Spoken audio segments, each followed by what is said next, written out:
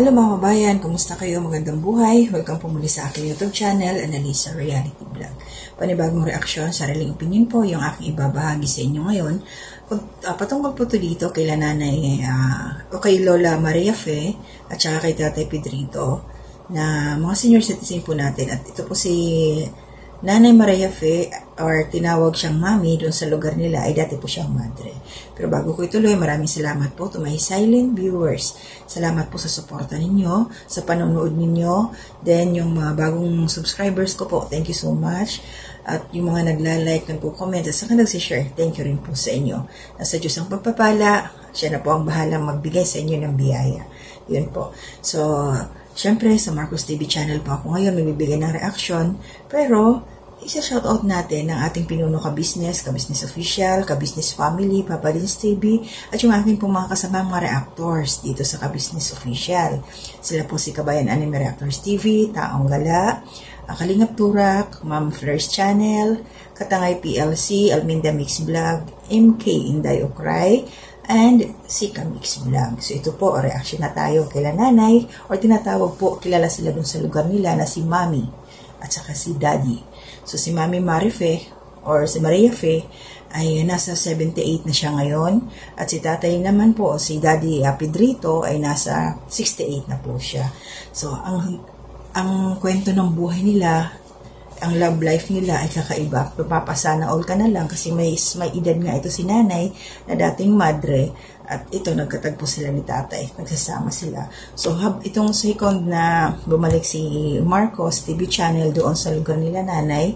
So marami pa tayong nalaman na ng mga istorya ng naging buhay nila.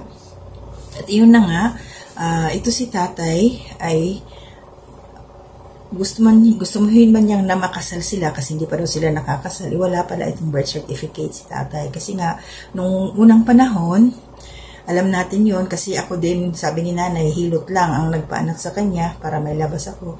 So yung time na yon din si tatay, hilot lang ang nag-ano sa kanya, mga anak yung nanay niya, hindi daw siya naiparehistro. Kaya wala pa siyang registration, wala pa siyang birth certificate, at yun ang nagiging sagabal. Kaya si gusto nga ni Mami Maria Fe, ito si nanay, na makasal sila.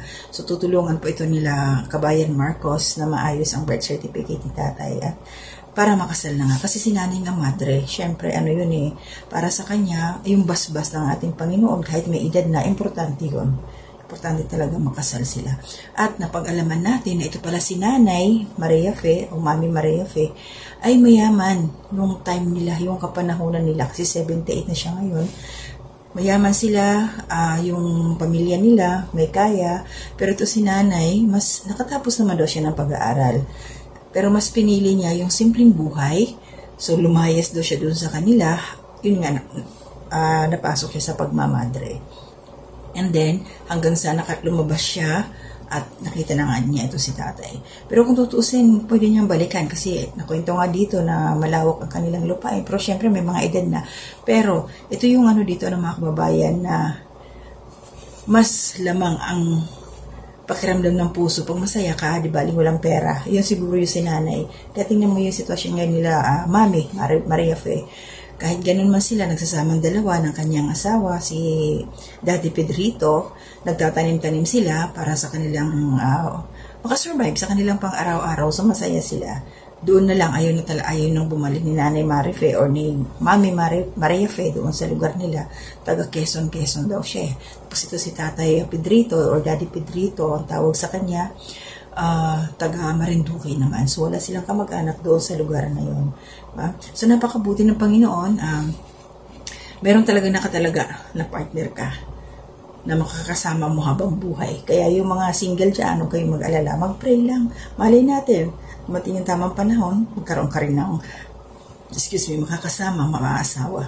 Katulad nung itong kwento nga ng buhay nila Tatay Pedrito or Daddy Pedrito at saka si Mami Maria Fe. So ayun, at nakita din natin na base sa mga kabataan ni nanay, meron siyang mga kilalang mga big personalities kung tawagin natin. Yun nga, sabi niya nagtrabaho daw siya sa Family Estrada. So yun, nagsabi nga ni Kabayan Marcos na sana may mapanood ito nila, Senator Jinggoy. Hindi naman nanghingi ng tulong. Yung makita lang na nandito pa si Nanay Marife. Malaking bagay yan, di ba?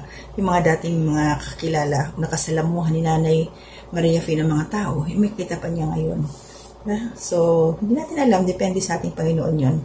So, pag-pray lang natin. So, panoorin niyo po yung kabuuan ng video na to, part 2, sa Marcos TV channel. Siya po si Nanay or Mami Maria Fe, yung madre po na nakapag-asawa ng mangingisda. So, hanggang dito na muna yung aking reaction. Basta po, maraming salamat sa inyo. Wala po muna akong shout-out individually. So, alam niyo na kung sino yung laging nandyan. Salamat sa suporta ninyo sa akin. I pray na bawat isa sa atin ay ingatan ng ating Panginoon at siya yung bahala sa ating mga pangangailangan. Basta magsipag lang po tayo. Magsikap lang po tayo. Huwag tayong mag-antay ng grasya. Kailangan din po natin kumilos para sabi nga dito nasa tao ang gawa, nasa Diyos ang awa. So ipakita natin na masipag tayo, nakatingin ng ating Panginoon. Siya nang bahala sa atin. So hanggang dito na muna. To God be the glory.